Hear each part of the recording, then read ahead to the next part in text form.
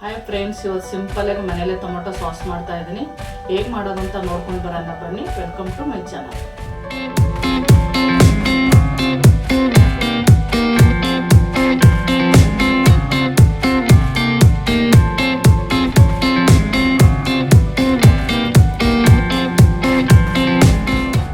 ಮೊದಲನೇದು ಇದು ಫಾರಮ್ ಒಂದು ಅರ್ಧ ಕೆಜಿ ಟೊಮೊಟೊ ತೊಗೊಂಡಿದ್ದೀನಿ ನಾನು. ನೋಡಿ ಎಷ್ಟು ಕೆಂಪಾಗಿದೆ, ಚೆನ್ನಾಗಿದೆ. ಮತ್ತು ಒಂದು ಬೌಲು ಸಕ್ಕರೆ ತೊಗೊಂಡಿದ್ದೀನಿ, ಒಂದು 50 ಗ್ರಾಮ್ ಅಷ್ಟು. ಒಂದು ಅರ್ಧ ಬೌಲು ಕಾಶ್ಮೀರಿ ಚಿಲ್ಲಿ ತೊಗೊಂಡಿದ್ದೀನಿ. ಮತ್ತು ರುಚಿ ತಕ್ಕಷ್ಟು ಉಪ್ಪು ತೊಗೊಂಡಿದ್ದೀನಿ ನಾನು.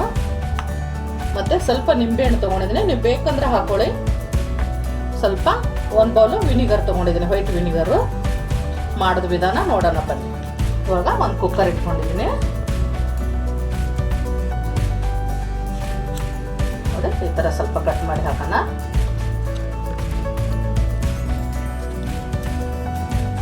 ಇದನ್ನ ತಕ್ಕೊಂಡ್ಬಿಡೋಣ ಮೇಲ್ಗಡೆದು.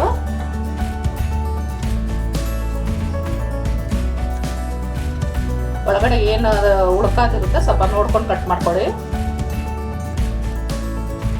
ಸ್ವಲ್ಪ ನೀರು ಹಾಕೋಣ, ಒಂದು ಅರ್ಧ ಲೋಟ ಅಷ್ಟು, 1 ಲೋಟ ಅಷ್ಟು ಹಾಕೊಳ್ಳೋಣ ನೀರು, ಜಾಸ್ತಿ ಬೇಡ. ಇವಾಗ 1-3 ವಿಜಿಲ್ ಹಾಕ್ಬೇಕಿದು.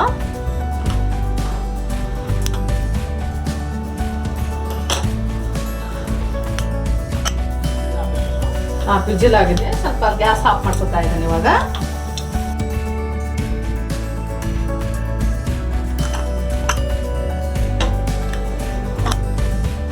ನೋಡಿ, ತಣ್ಣಗಾಗಬೇಕಿದು. ಸ್ವಲ್ಪ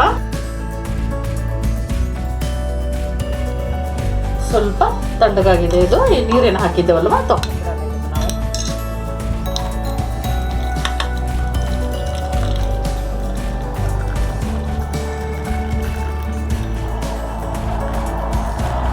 ನೀರು ಚೆಲ್ಲೋದು ಬೇಡ, ಮತ್ತೆ ಬೇಕಾಗುತ್ತೆ ಅಂದರೆ ಅದೇ ನೀರೇ ಹಾಕಬೇಕಾಗುತ್ತೆ.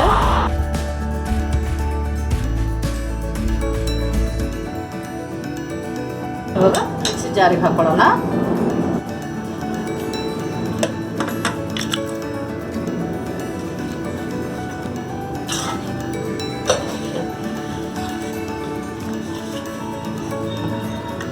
ಇದು ರುಬ್ಕೊಳ್ಳೋಣ ಇವಾಗ. ರುಬ್ಕೊಂಡಿದ್ದಾಗಿದೆ. ಸ್ವಲ್ಪ ಹಾಕೊಳ್ಳೋಣ. ಸ್ವಲ್ಪ ಹಾಕು ಚಟ್ನಿ ಮಾಡ್ಕೊಂಡ್ಬಿಡೋಣ.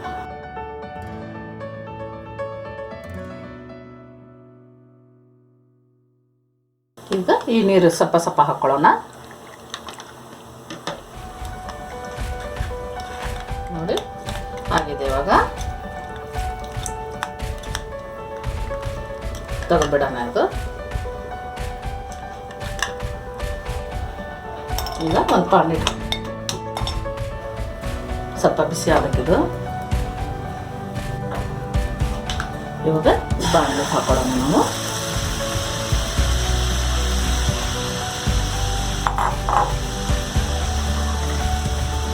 ಚೆನ್ನಾಗಿ ಕೈ ಆಡಿಸ್ಬೇಕು.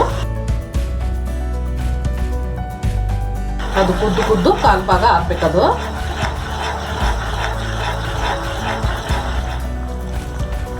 ಇವಾಗ ವಿನಿಗರ್ ಹಾಕೋಣ. ಇವಾಗ ಸ್ವಲ್ಪ ಲಿಂಬೆಹಣ್ಣು ರಸ ತೊಗೊಂಡಿದ್ದೀನಿ, ಅರ್ಧ ನಿಂಬೆಹಣ್ಣು ತೊಗೊಂಡಿದ್ದೆ ನಾನು. ಚಿಲ್ಲಿ ಪೌಡ್ರು ನಿಮ್ಮ ಖಾರ ತಕ್ಕಷ್ಟು, ನೀವು ಸ್ವಲ್ಪ ಖಾರ ಜಾಸ್ತಿ ತಿನ್ನೋದಿದ್ರೆ ಜಾಸ್ತಿ ಹಾಕೊಳ್ಳಿ. ಸ್ವಲ್ಪ ಹಾಕೊಳ್ಳೋಣ, ನೋಡ್ಕೊಂಡು ಹಾಕೊಳ್ಳೋಣ. ಸಕ್ಕರೆ ಸ್ವಲ್ಪ, ರುಚಿ ತಕ್ಕಷ್ಟು ಉಪ್ಪು ನೋಡ್ಕೊಂಡು ಹಾಕೊಳ್ಳೋಣ.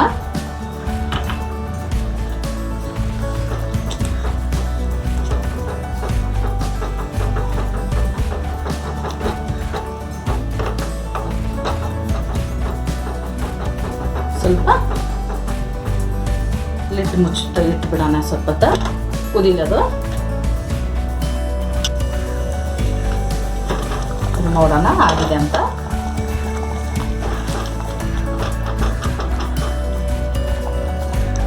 ಇನ್ನು ಸ್ವಲ್ಪ ಆಗಬೇಕು.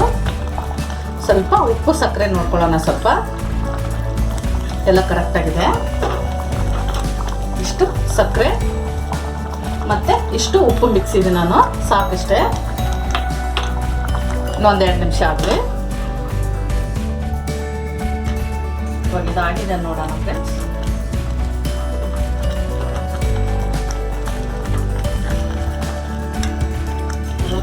ಥರ ಒಂದು ತಟ್ಟೆ ತೊಗೊಂಡು ಚೆಕ್ ಮಾಡ್ಕೋಬೇಕು. ಆ ನೀರು ಹರಿತಾ ಇತ್ತಂದರೆ ಇನ್ನೂ ಆಗಿಲ್ಲ ಅಂತ. ಆಗಿದೆ ಫುಲ್ಲು. ಗ್ಯಾಸ್ ಆಫ್ ಮಾಡ್ಕೊತೀನಿ. ಸ್ವಲ್ಪ ತಣ್ಣಗಾಗಬೇಕಿದು.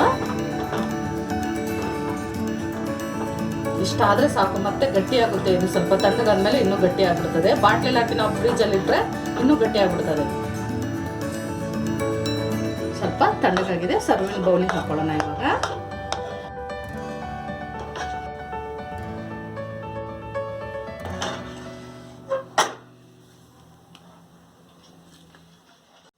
ನೋಡಿದ್ರಲ್ಲ ಫ್ರೆಂಡ್ಸ್, ಟೊಮೊಟೊ ಸಾಸ್ ಸಿಂಪಲಾಗಿ ಮನೇಲಿ ಹೇಗೆ ಮಾಡೋದು ಅಂತ ನೀವು ಒಂದ್ಸಲ ಟ್ರೈ ಮಾಡಿ. ಈ ರೆಸಿಪಿ ನಿಮ್ಗೆ ಇಷ್ಟ ಆಗಿದ್ರೆ ಲೈಕ್ ಮಾಡಿ, ಶೇರ್ ಮಾಡಿ, ನಮ್ಮ ಚಾನಲ್ಗೆ ಸಬ್ಸ್ಕ್ರೈಬ್ ಮಾಡಿ.